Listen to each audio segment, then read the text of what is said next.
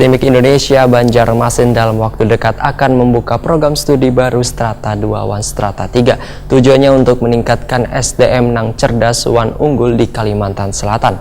Bahkan pemerintah telah menawarkan beasiswa 20% bagi yang ingin melanjutkan pendidikan hingga ke jenjang S2.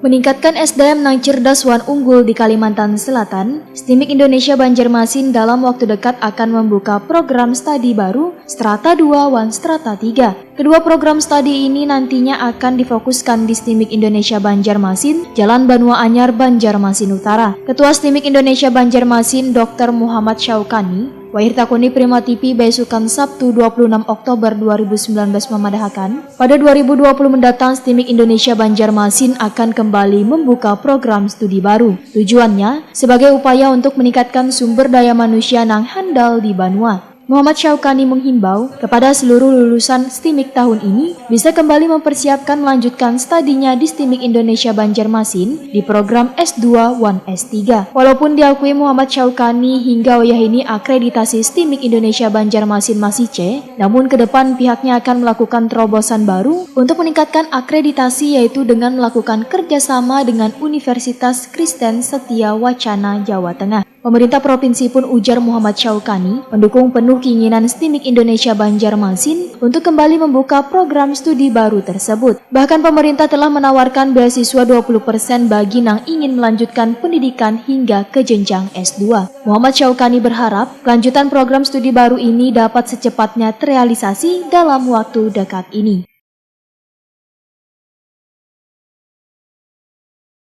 Rencana tahun 2020 ini STIMIK Indonesia kerjasama dengan UKSW Salatiga membuka program kerjasama untuk peningkatan SDM, kerjasama program S2 Magister Sistem Informasi dan S3 Ilmu Komputer. Untuk akreditasi gimana nanti Pak? Akreditasi nanti akan ditingkatkan. Reakreditasi itu akan nanti akan ditingkatkan 1 tahun persiapan, 2 tahun ke depannya nanti reakreditasi. Sehingga mungkin proses untuk pembukaan S2 itu membutuhkan waktu 1, 2, atau 3 tahun. Berarti sudah pengajuan ke Ban PT nggak Pak? Bukan, ini kerjasama aja, kerjasama UKSW yang sudah ada S2-nya, kerjasama dengan STIMIK karena UKSW ini sudah terakreditasi. Nah, dalam rangka untuk meningkatkan SDM yang ada di STIMIK.